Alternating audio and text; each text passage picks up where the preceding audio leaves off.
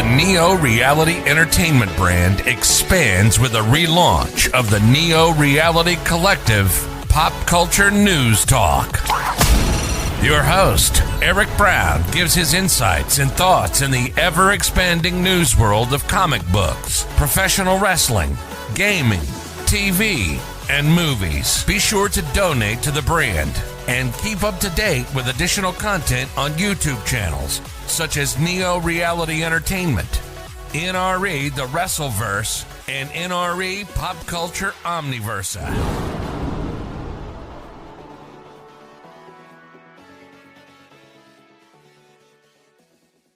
Today's edition of Neo Reality Collective is brought to you by Anchor.fm, a free distribution service podcasting hosting platform that allows you to record your podcast on your phone or computer. Anchor will distribute your podcast for you so it can be heard on Spotify, Apple Podcasts, Google Podcasts, and so much more. You can even make money from your podcast with no minimum listenership. It's everything you need to make a podcast in one place. Download the free Anchor.fm app or go to Anchor.fm to get started today. Thank you and enjoy the episode. Welcome everyone to Neo Reality Collective, Pop Culture News Talk. We're back with our 33rd episode, and this week we're talking about a collection of news, 25 pieces in total. But to start things off, Batman, the Batman as it's called, will officially arrive on HBO Max on April 18th before arriving on traditional HBO on April 23rd. The original release date was previously thought to be a date on April 19th due to the glitch on HBO's website as per deadline, but the streaming platform has now confirmed the official release date. After exactly 45 days every time they will release a new film on HBO Max, where the Batman has currently grossed $359 million domestically and $735 million worldwide. So... A sequel has been confirmed, and yet while there are two shows being developed, such as a Arkham Asylum series and Penguin series, and their hopes for another sequel going on, Patterson himself saying he wants to take on the Court of Owls saga, while Matt Reeves hopes to bring Mr. Freeze into this. Like, do other stuff that's not the Joker. Shocking new idea. Heck, even Ben Affleck's Batman was supposed to take on Deathstroke, which would have been interesting and awesome. Cyberpunk's 2077. Now, there's currently plans to do expansion packs and DLC type content for next year, but they did say that they are going to be working on stuff. They're going to continue saying there's a lot to be done. The Quest director even has stated this, sharing some behind the scenes information on Cyberpunk. And yeah, they plan to release content next year while still working on patches and next gen stuff. While they also work on Witcher 4, so take of that what you will.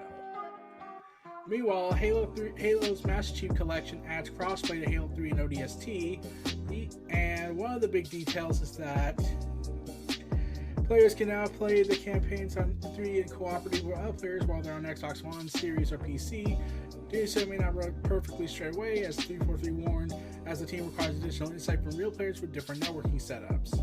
The updates add several features to the Master Chief Collection and weighs in about 21.56 gigabytes, 26.5 gigabytes on PC app, and 11.2 gigabytes on Steam. Another new feature called Flood Firefight has been added to ODST, which essentially adds new enemies to the pre-existing firefight mode. The Flood bringing in their fog and whatnot, and the ability to infect ODSTs and elite majors, along with other general performances and additional content to fix the game. It's kind of amazing how this game is more packed with content than Halo Infinite. That's sad. And they're trying to do their best. They tried so hard. I understand. Meanwhile, Josh Brolin will have more action scenes in Dune 2 as his character, Weapon Master Gunry Hellick, clashes with the House Atreides foes. During an interview, the actor explained that his role is a lot more physical in the upcoming Dune Part 2, and he wasn't really prepared for that. Maybe you should have read the book then to know that?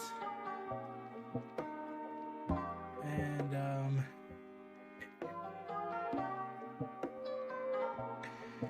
oh dear.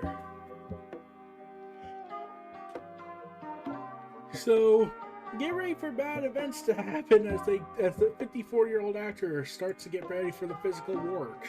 A pain.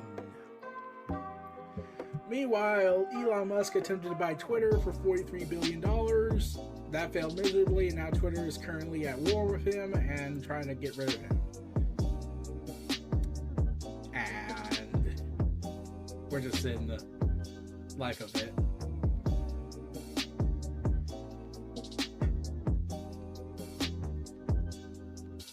So Bungie, as Destiny continues to get worked on, Bungie says it's committing to remote work in 7 approved states as they start to transition to going digital first. As part of the whole, as 7 approved states approved of it, and saying this is our start of transition to the digital first approach to hybrid work. We plan to open new locations and we'll make additional announcements as they become available. So work from home stuff, and yeah, after the whole COVID-19 pandemic, it became inevitable, and now it's looking like to be offered as a permanent wide solution, especially given everything that's happened. And currently, like I said, 7 states have approved of it. California, Florida, okay, that's shocking. Texas, shocking. Illinois, Oregon, North Carolina, and Washington as the approved states that are fully remote eligible. It's currently unconfirmed why fully remote roles are only available in these 7 states, where Bungie plans on extending the offers to other parts of the U.S., but IGN has reached out for comment regarding these matters. While there was an update later, 7 states where Bungie was offering remote is only the start. The developers committed to go digital first. While these positions are currently available in their respective states, Bungie plans to add more locations to this list in the future. Speaking of IGN, a spokesperson said, "This is our start of our transition to digital first approach to hybrid work, and we plan to open new locations and make additional announcements as they become available." So, looks like studio places are going to go out of business, and now they're going to have to find new ways to use buildings. Yeah.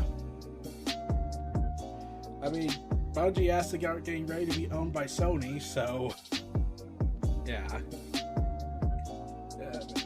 Crazy times we live in. So, Mads Mikkelsen says Indiana Jones 5 is going heavily back to the feel of Raiders and Temple of Doom.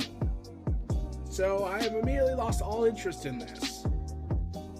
No, I really have, because when you say you're going back to the old films, then I'm just like, this is by Disney. George Lucas was involved in Indiana Jones franchise. He's the creator, so to speak.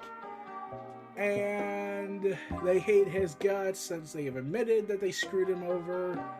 So what's stopping them from doing what they did to The Force Awakens, and then what they did with Last Jedi, and then what they did with Rise of Skywalker, where they basically said, we don't care what the fans, we don't care about the perspective of building a Star Wars universe, we care more about making bank and pissing on everything in the past. Still arguing for a multiverse, but still. During an interview, Mikkelsen said he's starring an yet undisclosed role, revealed a little bit more, saying Raiders of the Lost Ark was one of my favorite films, and it just oozed that golden period serials from the 1940s, and that's in the 5th film as well. They're going heavily back to the first and second and getting that original feel, the original indie, and something dense and epic. So, yeah. I still don't know how to feel about this. It's just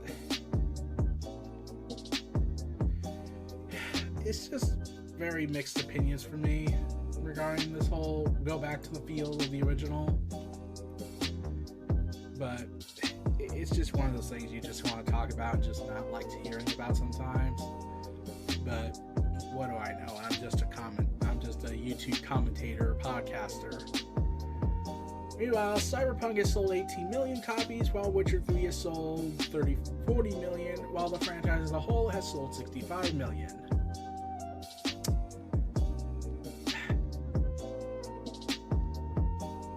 Yeah. Pretty sure some people are pissed. Heck, Witcher 3's next-gen upgrades were pretty much held indefinitely, and no one knows why. They just said it's not in development hell. Meanwhile, the character Nicole Maines, aka brings her character Dreamer to DC Comics, Dreamer will make her comic book debut in July. Superman, Son of Kal-El, issue 13. Maines is co-writing the issue along with series regular Tom Taylor, while Clayton Henry is handling art. Issue 3 will reveal her Nia Nal as a potential ally to John Kent on his ongoing fight against Bendix. That name sounds oddly familiar. I'm sure it's not meant to be anything. As easy as the other character might fit into the bigger picture for the series, Nia, who is revealed to be a Supergirl to be a distant ancestor, whereas the Legion of Superhero member Dream Girl may reflect John's own struggle to embrace his newfound role as Superman. Her debut also marks another step forward for DC's LGBTQ representation. Dreamer was the first transgender superhero to be featured in television, and her comic book debut comes less than a year after John himself came out as bisexual. I'm so excited to work with Nicole Maines to bring her Dreamer from the big screen to the pages of Superman, Son of Kal-El, and to the DC Comics universe. I want to thank all the people at DC who have championed Dreamer and who recognize the importance of these powerful trans superheroes in this time. Maines came out and also said John Kent and Nia Nal are two characters that have a lot in common, both as superheroes with the weight of the world on their shoulders and as young people with impossibly big shoes to fill. Weaving their stories together for Son of Kal-El with Tom was a complete pleasure, and there's only a little pun intended when I say Superman and Dreamer make for a brilliant new dream team. So, congrats. Man. So, considering DC has had a history of bringing in the TV characters from the pages to the comics, such as Harley Quinn, John Diggle, and Ryan Wilder, who appeared in the Batgirl comics shortly ahead of her TV debut in Batwoman Season 2, it's just kind of joined this whole thing going on in the comic book universe and just synchronizing everything just to drive up sales for the most part, but like it's good to get more representation out there, so take of that what you will. So WarnerMedia Discovery, after the closing of the newly minted Warner Brothers Discovery CEO David Zaslav, I butchered that last name, I'm sorry, is looking to revitalize and overhaul the DC brand for a new era. A report from Variety, the CEO is looking to shake up DC in a move that could affect all feature film development, streaming series, and the creators within DC itself to better compete with companies like Marvel. One key priority is finding a Kevin Feige-like figure to oversee the company. However, instead of a creative guru, sources say that the CEO is more interested in hiring someone with business background who can keep all the different factions at DC working more harmoniously. During the search, 20th Century Studios and Paramount executive Emma Watts was considered a possible hire. The Variety says that Watts will not take the job. Also, the CEO has also been reported to identify certain weaknesses at DC, like how the company left several top-shelf characters such as Superman to languish. As for the promising strategies, Discovery seems to believe that films like Joker are a shining example of how second-build characters can become commercial and critical hits. Joker as a second-build character?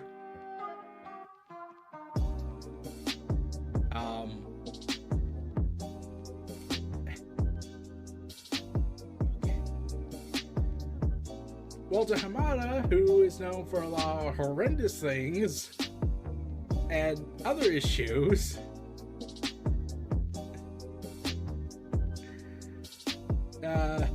it's still signed till the end of 2023 and could remain under the new WarnerMedia Discovery. So, yeah, Ray Fisher's not going to get any justice out of this probably. So, yeah, that's bad. Hideo Kojima says Kojima Productions will remain independent after tweeting the PlayStation Studios banner. Why did he make that tweet then? Yeah, he posted a picture of PlayStation Studios, but his company's still being independent. If I had to guess, it's probably like his next game's going to be PlayStation exclusive again. That's my best guess, so... Okay. I don't see the point of tweeting about it if everyone kind of already suspected that. But, okay. Business was life. So, Hideo Kojima is known for cinematic craziness. Meanwhile, do you remember the movie Ted, the foul-mouthed teddy bear character? Well, he's getting his own TV series on Peacock, and he's going to be voiced by Seth MacFarlane still.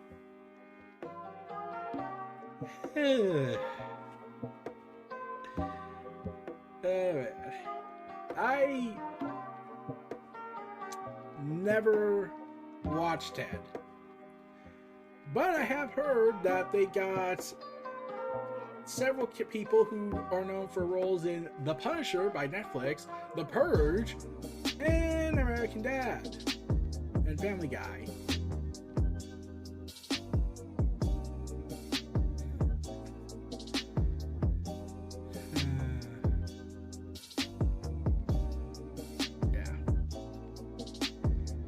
So it's gonna be crazy, I bet. Very freaking crazy. Meanwhile, the person who plays the character of Nebula comes out and says that about a prank. Okay, so James Gunn has been receiving a slew of anonymous gifts in the form of Rick and Morty figures, and Karen Gillian swears she has nothing to do with it.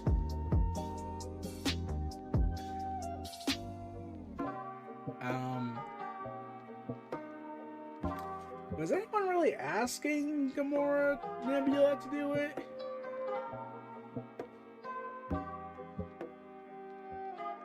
I mean,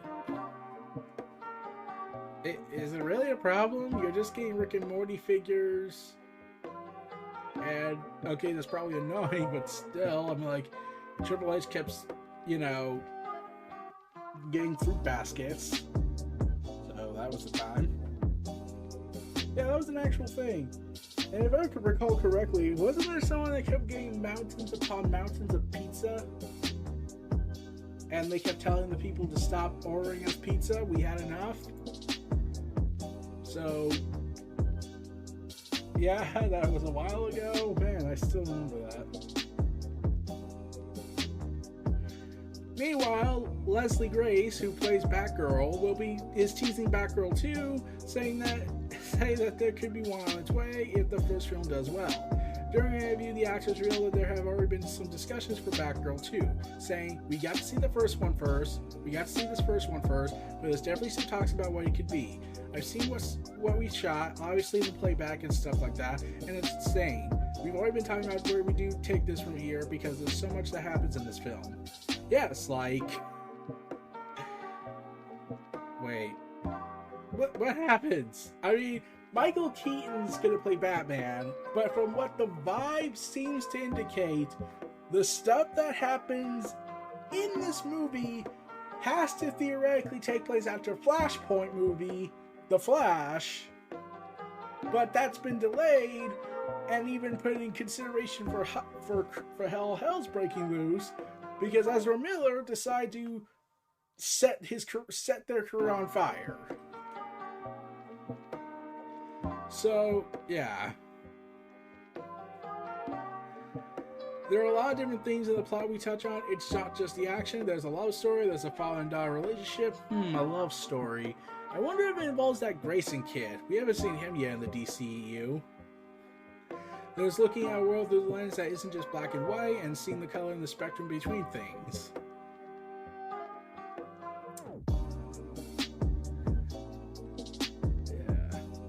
So, yeah. So, yeah, the Batgirl movie is clearly going to be the one where we introduce Michael Keaton's Batman than originally planned. And that kind of sucks because now because they might reference stuff from the Flash movie that you can't really reference much because everything is now out of continuity. Oh god, this is going to be what happened after Metal, isn't it? Until Flash corrects everything with time travel. So, yeah. Get ready for all that madness, potentially. I'm excited for Batgirl. I'm hoping for the best, but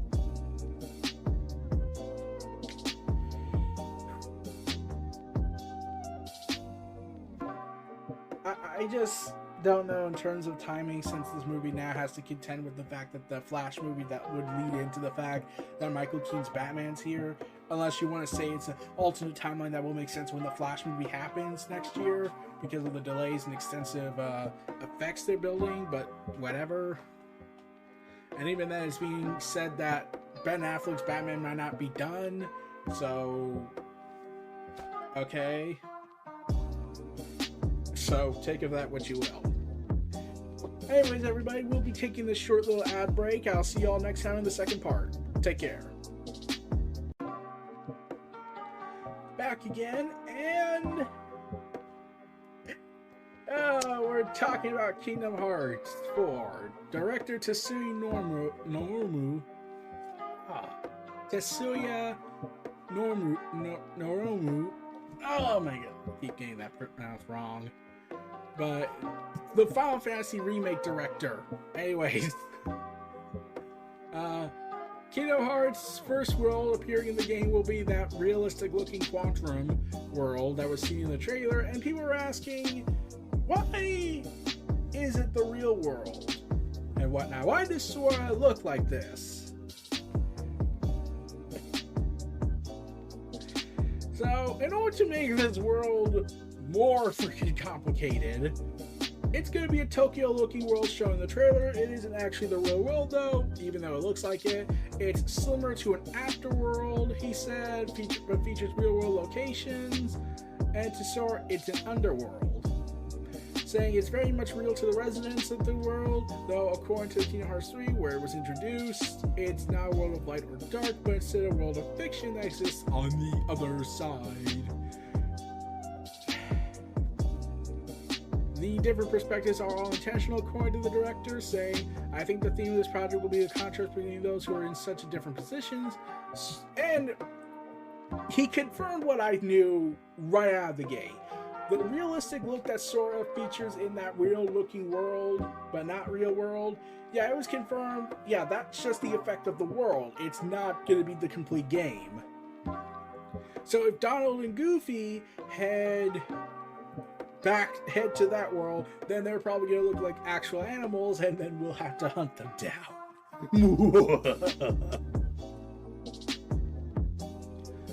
Oh, man. Oh, God. So, yeah, saying that they're looking for clues about Sora in the original world. All the real worlds before the title display in the trailer are all the quantum segments. Sora will look realistic, but if he can return to the original world, he will look like Donald and Goofy with shades like Donald and Goofy, so he'll be back to normal. And yeah, there is a tease going on in there where it seems to suggest that we might see Star Wars. Oh, man. Saying Eagle Eye fans noticed what could be the foot of an ATST walker during a re-scene of the trailer. Yeah, as part of the Kingdom Hearts Red, showing side-by-side comparisons with an ATST foot, with fans speculating that the jungle scene could be Star Wars' Endor.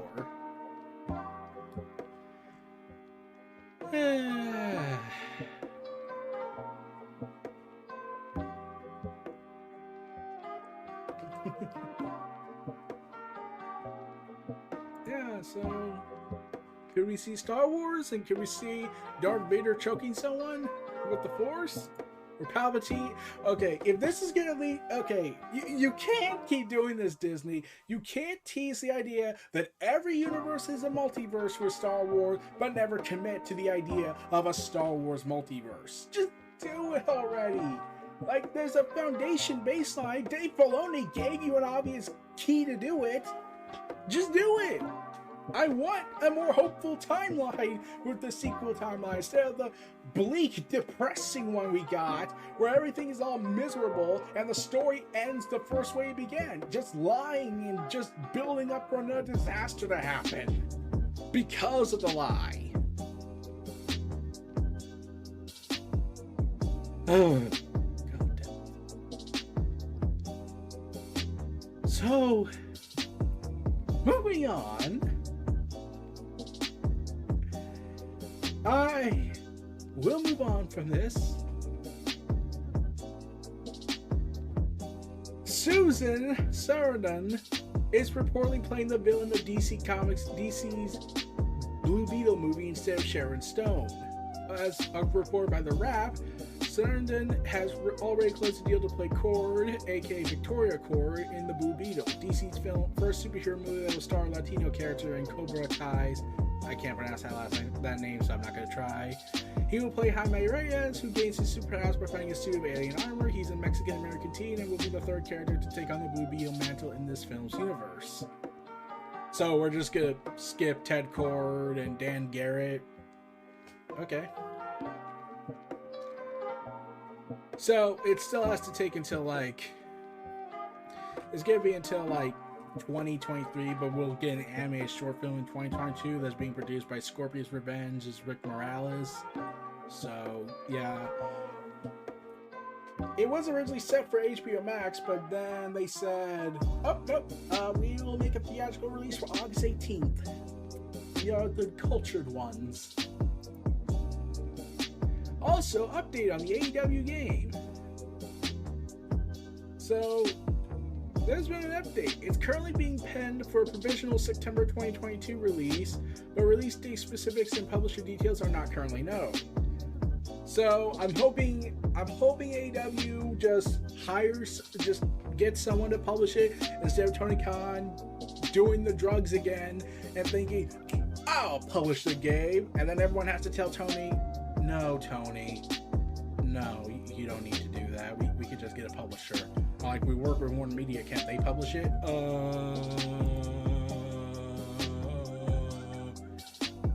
No! I am Tony Khan! I have the will. Meanwhile, Ultimo Dragon announces the launch of Torumu CASA. Ultimo, who currently works as a wrestler and senior advisor for Japanese promotion Dragon Gate, announced the launch of a new promotion in a press conference today. Dragon previously done a training school and promotion between 1997 and 2004 that had a similar name, but it had Mexico in the name, so they just had the first name similar to it. So, staying in the press conference the new promotion will act as a home base and learning excursion, destination for new generation of Japanese competitors, not only from Dragon Gate, but also promotions from Noah, with Noah now owned by Cyber Agent and partly operated by DDT Pro executives. It remains to be seen if DDT Prospect X will also wrestle and train under Ultimate Dragon's watchful eye. Many of the previous students of Dragon's school time went on to go to Dragon Gate, while New Japan standout current IWGP World Heavyweight Champion Kazuchika Okada was also a graduate from Ultimo's gym. So you have to take him because Okada, he carried the freaking torch. He was supposed to carry the freaking torch before the pandemic hit. If that doesn't tell you your career had peaked then, and then the pandemic wrecked everything, to tell you you're going to carry the freaking Olympic torch, something that other company down in America never got to do, never had someone to represent them, you peaked. There's no way left to go here, man. But anyway, speaking of the other place, WWE has a memo now regarding the name changes they've been doing lately. The memo is now because we will not use real names and we will not use the names that made them famous in the independent scene. We are Vincent Kennedy McMahon, ultimate warrior of tyranny.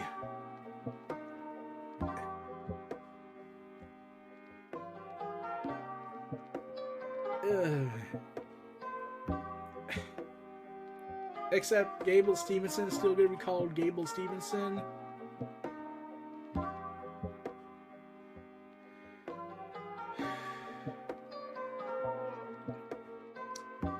Okay. Like Austin Theory is now just Theory, and it was because his name was Austin White, not because of Stone Cold beating the hell out of Vince, which would have actually made continuity sense, but fuck that. Raul Mendoza is a WWE name, so Raul's really his first name, so you had to ditch it. But we don't see Randy Orton, Ronda Rousey, Brock Lesnar changing their name. And Riddle lost his first name, but his last name really is Riddle.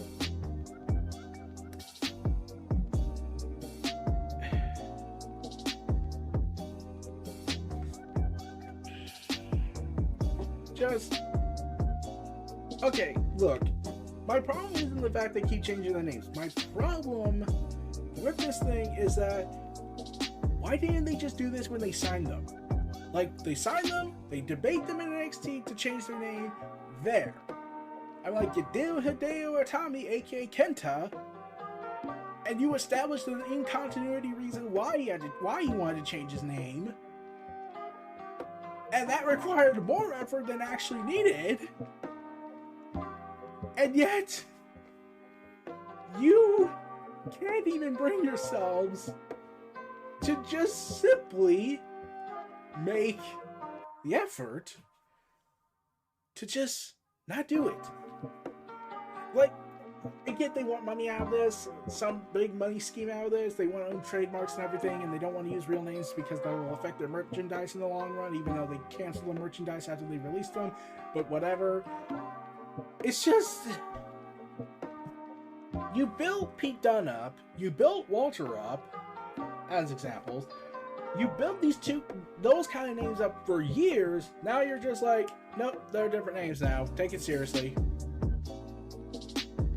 Like, Raquel Gonzalez had to change her name to Raquel Rodriguez, but Raquel got to keep her first name because reasons, but Gonzalez is her real last name, so yeah. Meanwhile,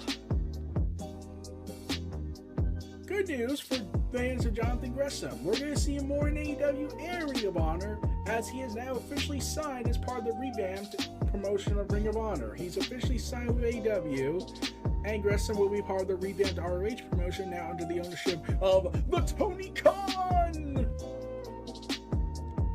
So yeah, he's also been injured. Yeah, he's injured.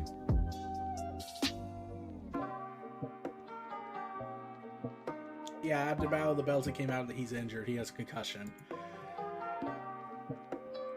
Way to start off. What a way to start. Fast and Furious producer thinks it might be time for the series to go back to where we started.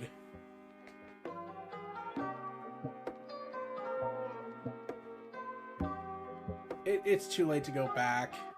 You can't. It's hard to move forward by going backwards. Like, you have done so much insanity. It's just, I don't really know. Like the main franchise is slated to end with 2024's Fast and Furious 11, yet they seem to like, we want to do more. And they even, like, originally, didn't it start off with, in the Fast and Furious movie, that it was street racing and stealing DVD players, to going in to effing space?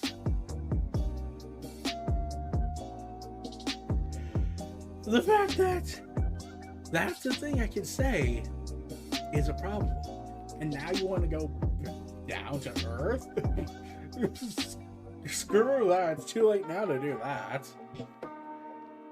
So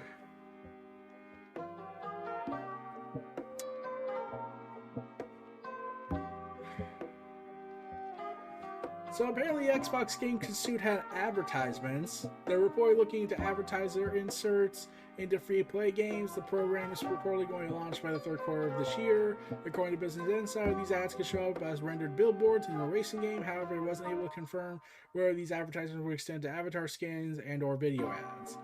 Interestingly, Microsoft really doesn't intend to take a cut of the advertising revenue and is more interested in building the Xbox advertising network, as it said to be trying to identify which companies and ad agencies work with. Instead, the revenue from the ads will be shared between the game developer and the respective ad company. What? The billion-dollar juggernaut is not trying to get the scraps of money they can accumulate? By God! It's almost as if they had their heads pulled out of their own asses. So we'll see how that turns out. Like after EA placed in-game ads for UFC but removed them after fan outcry, they know that they're in for a treat if they do this. But we'll see. Meanwhile, HBO Max has announced that they finally got their stars for the Wonder Twins. Wonder Twin powers, activate!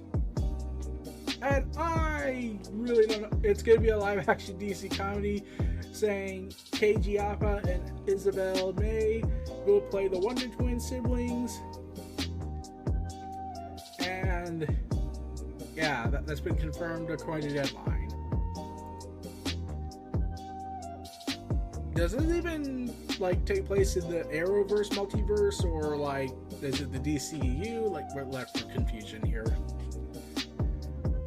Also, Ghost of Tsushima has announced that they are no longer working on additional patches at the moment, launching their final the final planned patch, as they are full steam ahead in what's most likely going to be their next unannounced project.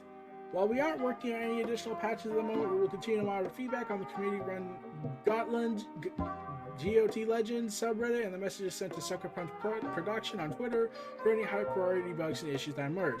We want to say a huge thank you to the incredible community, to the entire community, for the incredible amount of support and feedback we've gotten since launch. When Legends launched in October 2020, we never expected to have such an active community more than a year and a half later, and we could not been thankful to everyone who's been with us on this journey. So, yeah.